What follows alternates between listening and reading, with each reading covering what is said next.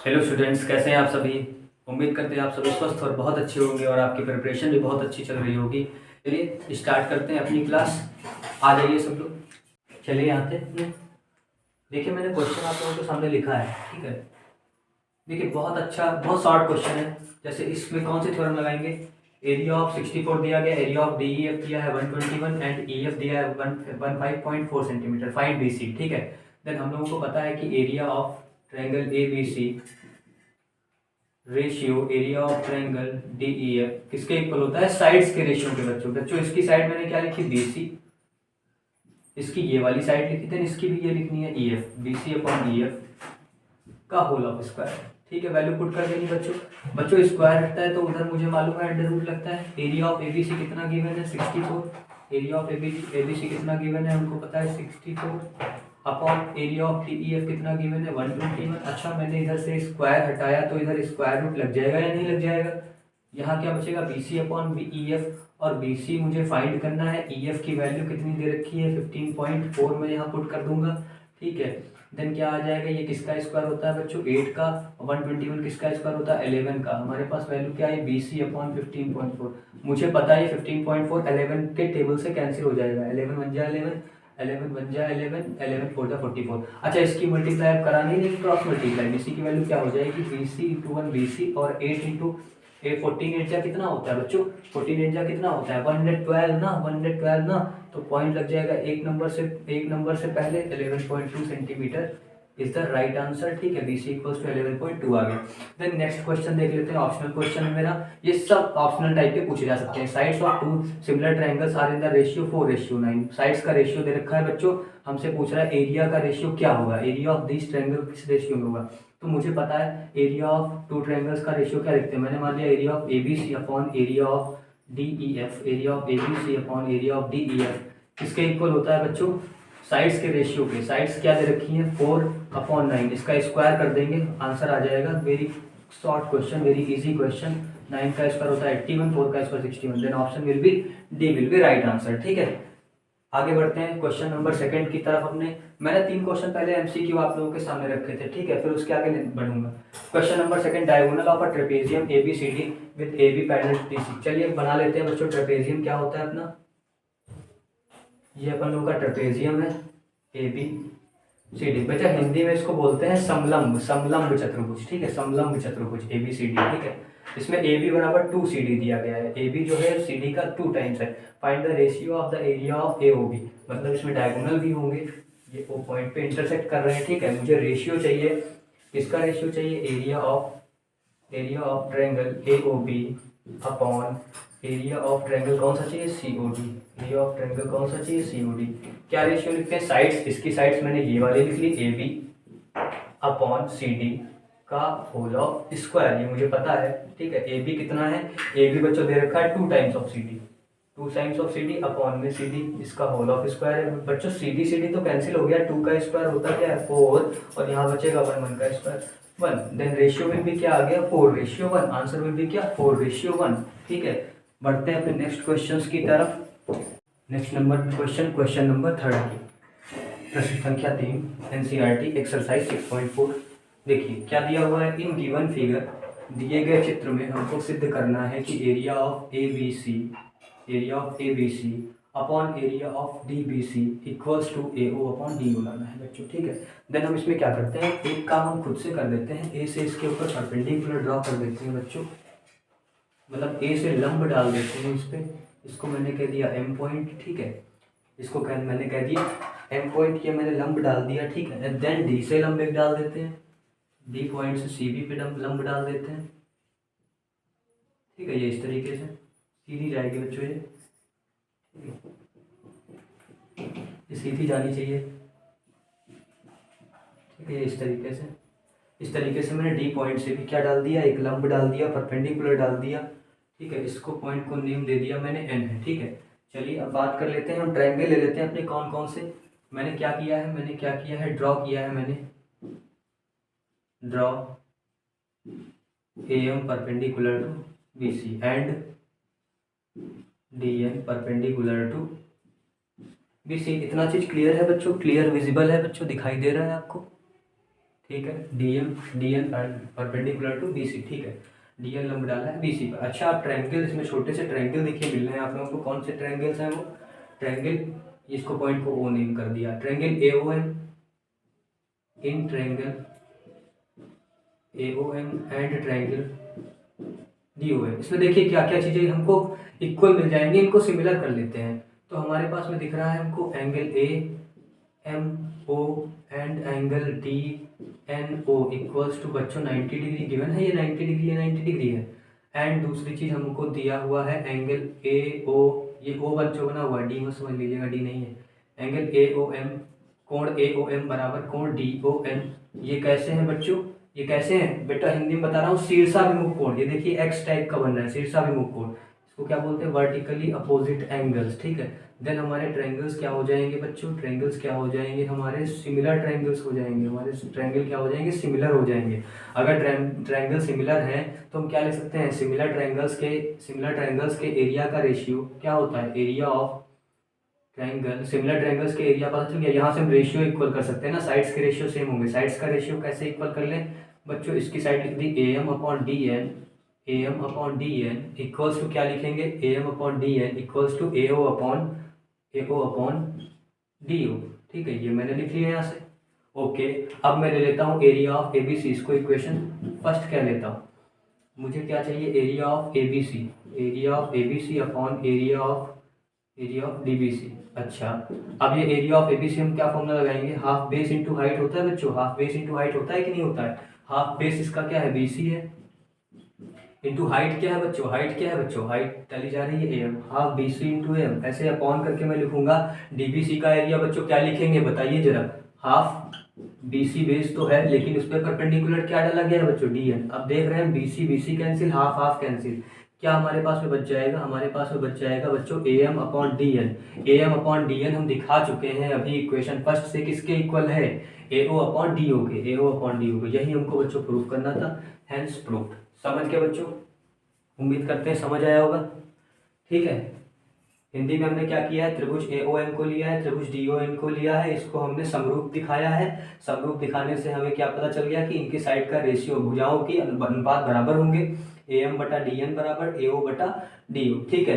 अब त्रिभुजों के क्षेत्रफलों का अनुपात ए बी सी बटे डी बी सी क्या होता है? त्रिभुज का क्षेत्रफल 1/2 आधार गुणे ऊंचाई होता है बच्चों। आधार क्या है? बी सी इंटू ऊंचाई क्या है? A M. ऐसे नीचे वाले डी बी सी में हम देखेंगे आधार क्या है? बी सी ही है, लेकिन ऊंचाई क्या हो गई? डी एन हो गई। बी सी कट जाएगा, A M upon D N बचा, ए एम बटा डी एन बचा। ए एम बटा डी एन का मान समीकरण 1 से ए ओ बटा डी ओ के बराबर है, ए ओ बटा डी ओ के बराबर आ गए, यही हमें सिद्ध करना था, ठीक है। अब बात कर लेते हैं क्वेश्चन नंबर 4 की अपना। देखते हैं, if the area of two similar triangles are equal, हमसे कह रहा है दो समरूप त्रिभुजों के क्षेत्रफल बराबर हैं। क्या कह रहा है? दो समरूप त्रिभुजों के क्षेत्रफल बराबर हैं। अगर हमने कह दिया कि सपोज दैट हमारे पास में गिवन क्या है? गिवन है दो समरूप त्रिभुजों के एरिया बराबर है, मतलब अगर ये ए बी सी और सिमिलर दिए हैं त्रिभुज डी ई एफ के, तो इनके एरिया बराबर होंगे। हमसे कहा जा रहा है area of A B C बराबर है area of D E F के, ठीक है। अच्छा बेटा, उसके बाद में क्या बात हो रहा है? Area of A B C D E F है बच्चों, ठीक है। Are equal, prove that they are congruent, हमको सिद्ध करके लाना है कि ये क्या होंगे? सर्वांगसम होंगे।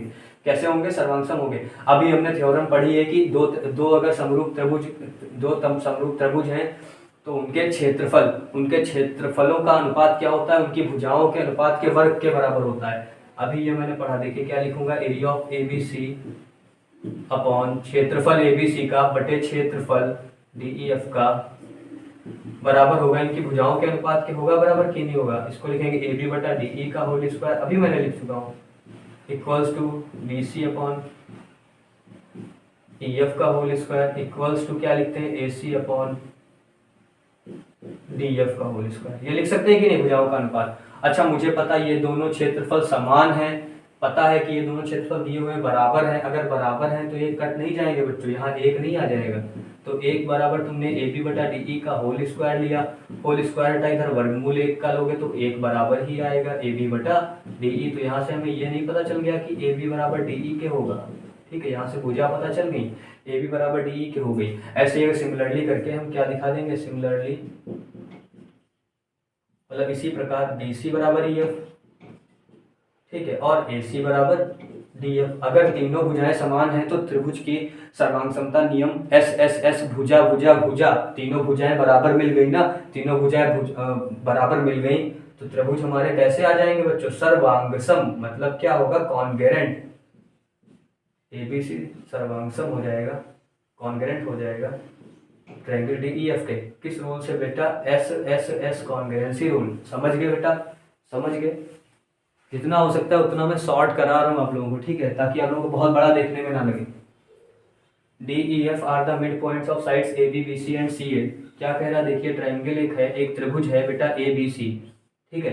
क्या कह रहा है, त्रिभुज ए बी सी के ए बी भुजा, ए बी भुजा का मध्य बिंदु डी है, ठीक है, मैंने बना लिया। ए बी भुजा का मध्य बिंदु क्या है बच्चों, क्वेश्चन के हिसाब से ही सारा काम कर रहा हूँ, डी है। एंड ई किसका है, बीसी भुजा का मध्य बिंदु ई है, बीसी भुजा के मध्य बिंदु में ई बना लिया। और एफ किसका मध्य बिंदु बता रहा है, सी ए भुजा का मध्य बिंदु एफ है, ठीक है। तो हमने कह दिया इसको मिला देते हैं तो हमारा एक त्रिभुज बन गया डीईएफ। हमसे कह रहा है रेशियो ऑफ डीईएफ एबीसी बताएं।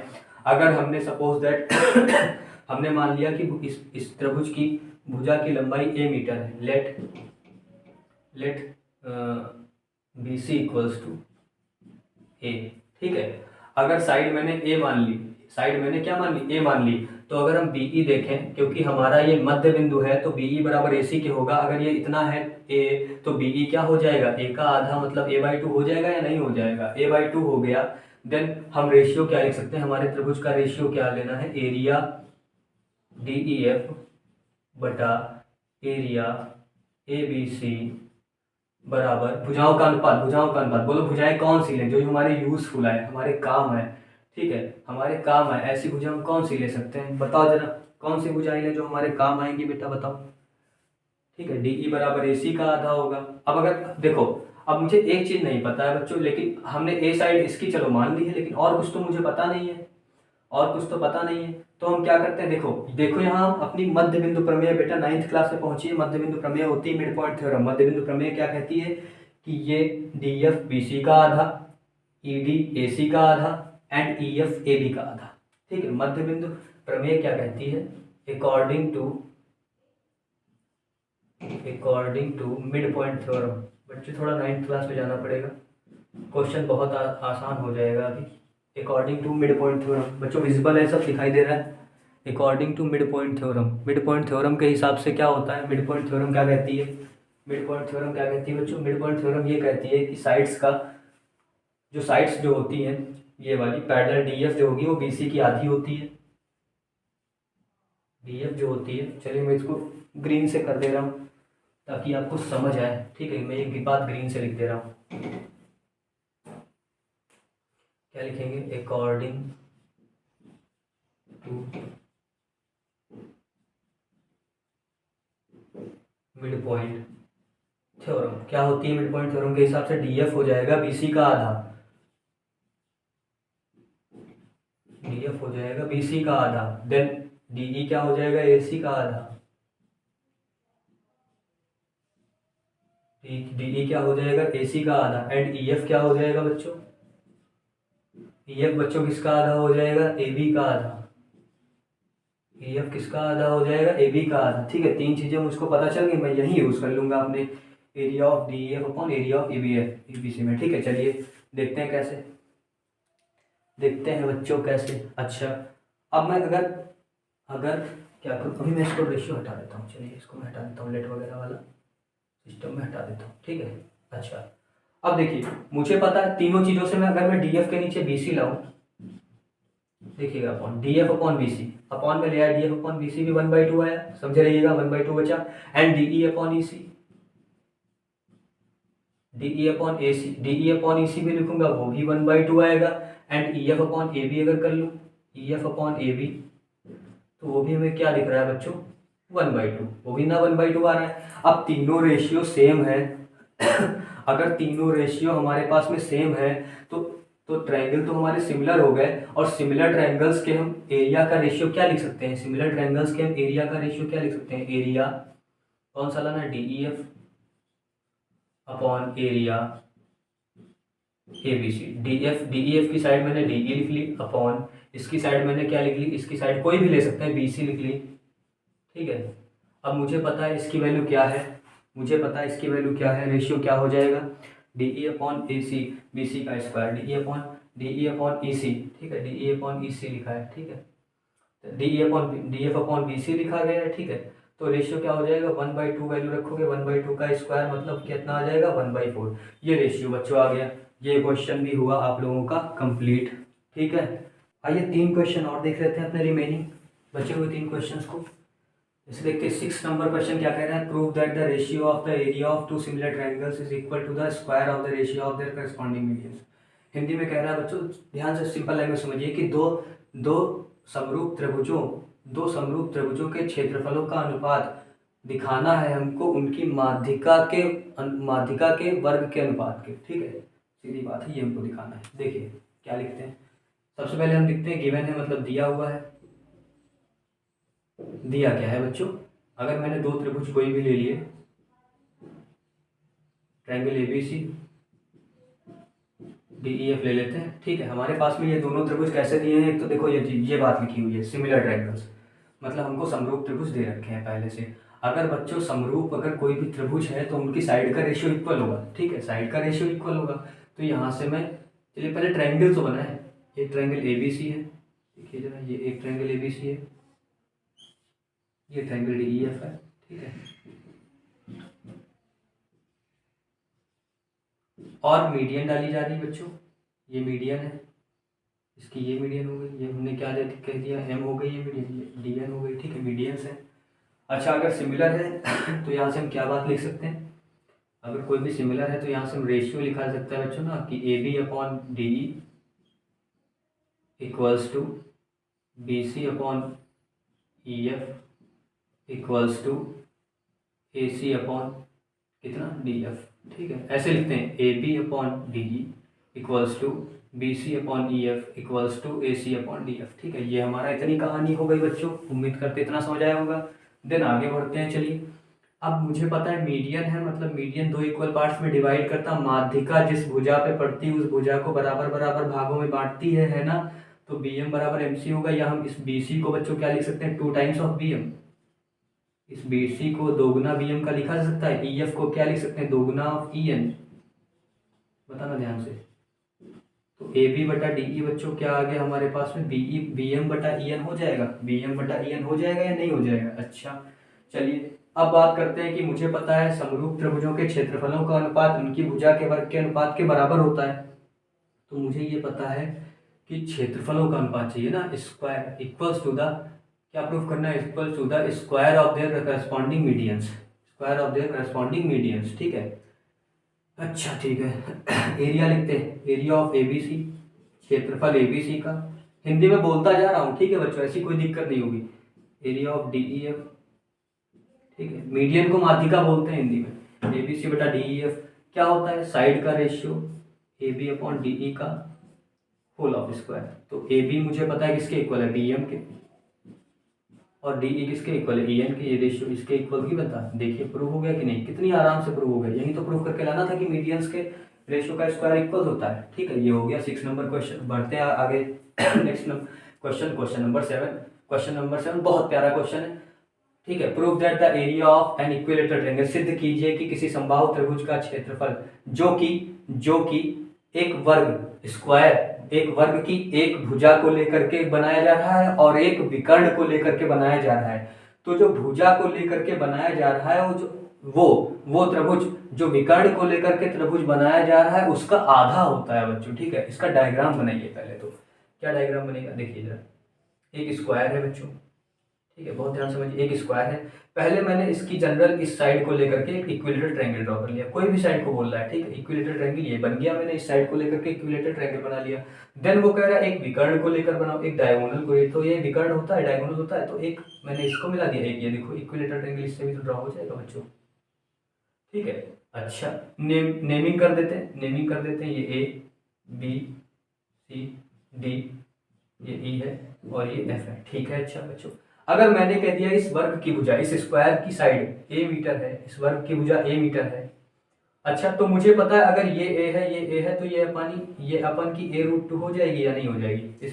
अरे भाई Pythagoras theorem, A square plus A square under root के अंदर हाइपोटेनस का square equal to perpendicular square plus base square, A√2 हो जाएगी नहीं? अगर ये A√2 है तो ये भी A√2 होगी या नहीं होगी? होगी या नहीं होगी? बताओ, इक्विलेटरल ट्रायंगल बनाया जा रहा है, ये भी A√2 होगी या नहीं होगी? अगर ये A है इसकी साइड, क्योंकि ये समबाहु त्रिभुज है तो सारी भुजाएं बराबर होंगी बच्चों। मुझे रेशियो किसका लिखना है? अगर मैं रेशियो लिखूं अपना, एक ट्रायंगल मैंने ये बन रहा है, area of triangle BEC upon एक ट्रायंगल मैंने विकर्ण बना के जो लिया है FBD बन रहा है। कौन सा बन रहा है बच्चों? FBD। ठीक है, अब उसका रेशियो, साइड्स का रेशियो, रेशियो क्या है भाई? BEC की साइड क्या है? BEC की साइड कोई भी ले लो बच्चों, उठाओगे तो A ही आ रही है, तो मतलब A इसकी साइड। FBD की साइड कोई A√2 है, मतलब A√2 का होल स्क्वायर कर दिया मैंने, A कैंसिल। अब √2 का स्क्वायर मुझे पता है क्या आता है? 2 आता है। यहाँ बचा 1/2 आ गया। तो मुझे भाई यही तो बच्चों दिखाना था कि एरिया ऑफ BEC, मतलब एक भुजा को लेकर के बना छेद त्रिभुज, वो जो है 1/2 टाइम्स है, आधा है किसका? विकर्ण पे जो बनाया गया त्रिभुज है, ठीक है, जो विकर्ण डायगोनल को लेकर के बनाया गया है, यही तो मुझे प्रूफ करना था। ये भी आ गया, ठीक है, बहुत अच्छा क्वेश्चन। ठीक है, देन एक ऑप्शनल क्वेश्चन बच्चों बचा हुआ है, क्वेश्चन नंबर आपका 8 नंबर। देखिए, ABCBDE are two equilateral triangle such that D is the mid point. चलिए सिनेमा बना लेते हैं। ABC, BC का मिड पॉइंट बोल रहा है कौन सा है? D is the mid point of BC। अगर D मिड पॉइंट BC का है तो ये ऐसे बनेगा D, ठीक है। एरिया ऑफ ABCBD मतलब E भी कहीं ना कहीं कुछ होगा, E भी कहीं होगा, तो मैंने कह दिया ये E है। चलिए ठीक है। अच्छा, D अगर मिड पॉइंट है BC का, अगर मैंने इसकी साइड पूरी A मान ली, तो ये इसका आधा नहीं हो जाएगा? A/2 नहीं हो जाएगा? तो मुझे चाहिए रेशियो किसका? Area of ABC upon area of किसका चाहिए? BDE। अच्छा ओके, एरिया ऑफ ABC का रेशियो हम क्या लिखेंगे? पूरा साइड A है, देन A, इसकी साइड BDE की साइड क्या हो जाएगी? BDE की साइड बच्चों हो जाएगी, और BD लोगे A/2, इसका स्क्वायर। A तो कैंसिल, 2 का स्क्वायर आगे आ जाएगा, तो 4:1 आ गया कि नहीं? C part is the right answer. ठीक है बच्चों, ठीक है बच्चों।